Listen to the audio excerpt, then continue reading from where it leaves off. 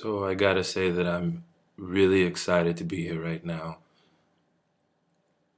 I don't even have the words to begin to express how happy I am about having the opportunity to do this experience. And the other half of me, I don't even think I can speak English anymore, um, because I've kind of been the mediator for those who don't speak it so well, and been the mediator between three different languages: French, German, and Turkish. Um, and it's really interesting because everyone's supposed to speak English as well as they can, and people are doing a great job at it. But it's also interesting because not only am I interpreting my art form and their art form and what it is they're trying to say, but I'm trying to interpret it as an artist. And it's an amazing experience in itself because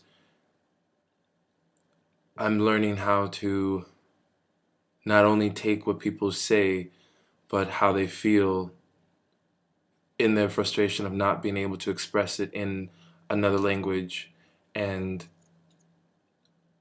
mold and shape that into something that's just as valuable if they were speaking in their own language or if I'm speaking in my own language. And that is actually helping me to grow even more because I have to listen listen so hard and think so fast so that I can articulate to others what it is that an individual is trying to say, and um,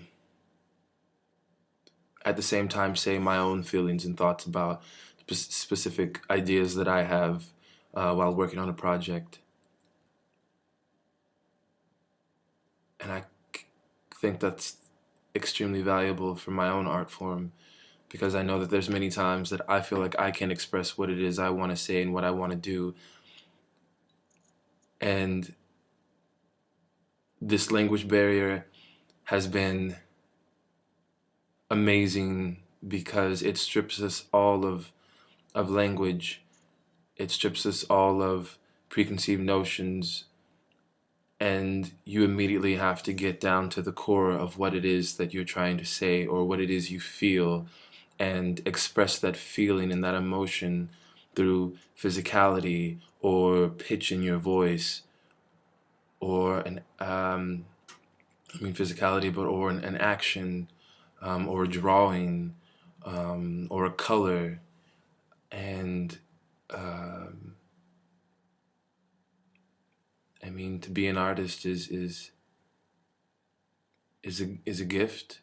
To be an artist is valuable. To be an artist is um, not something to be taken for granted because you can communicate to almost any individual if you are willing to take the time to listen and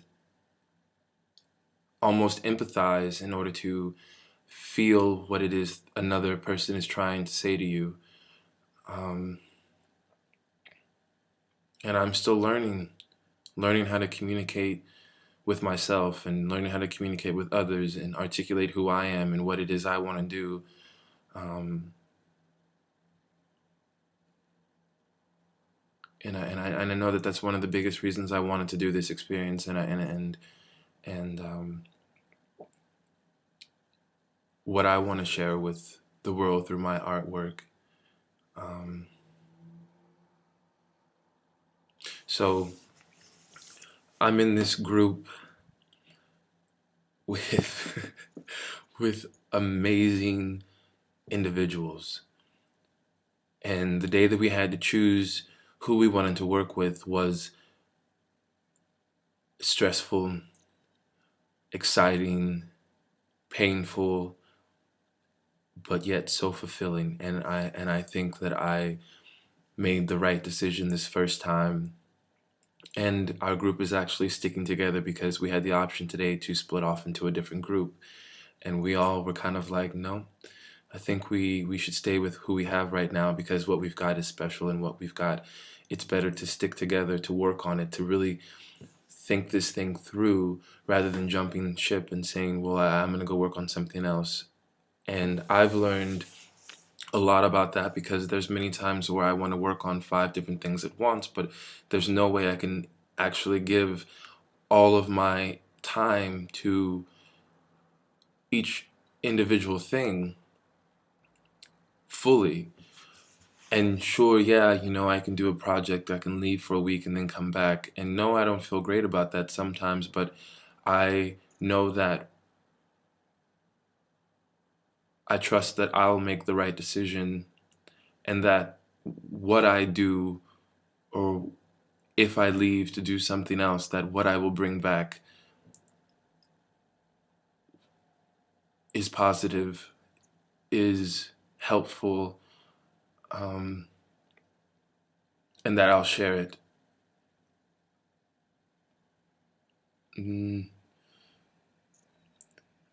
so, this group that we had today, um, this morning we got up at 7 o'clock. I woke up at 7 o'clock, took a shower, packed everything to leave the hotel.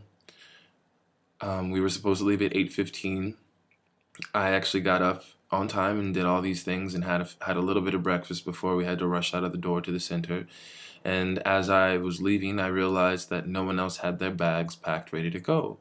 And it was then explained to me that that's tomorrow. I packed for the wrong day. I thought that we were leaving yesterday to go to the other hotel.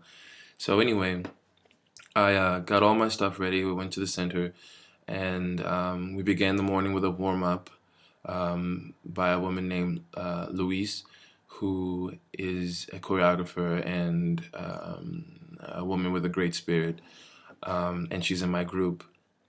And it was the whole 43, 40 something of us that were all in the room working and doing improvisation work just to warm up the body and be connected with each other as a group. And we did that for about an hour.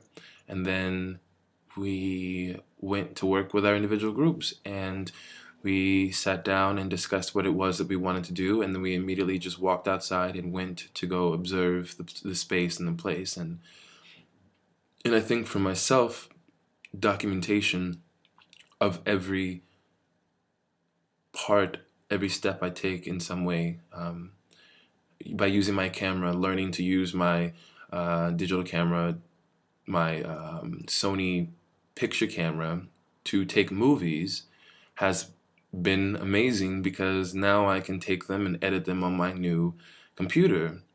So I realized that I did make a very good investment, as much as I had to swallow a boot to do that. Um, Hopefully, I can show some pictures of what we did later, but such a beautiful place, snowing everywhere. With this old factory that's run down, the windows are broken, there's graffiti everywhere.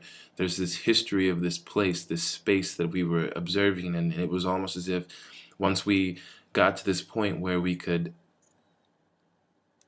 receive the energy and receive what was there, we became these vessels that took on these sounds that we started making. It was almost as if the energy from this empty space took over us, and we started making these animalistic primal sounds, gibberish, throwing rocks against the wall, scraping glass against metal, breaking dry wood covered with snow, listening to the crunching, constant rolling sound of the snow as you walked in, and it was endless. It was like in the midst of all of this silence, there's constant noise, this locomotion, and yeah, I say locomotion because there's this railway that's constantly passing through the space, where they used to take coal. I believe it's coal. They took coal and they would mine it, and um, uh, eventually turn it into some of the strongest metal here in Germany. And the place eventually shut down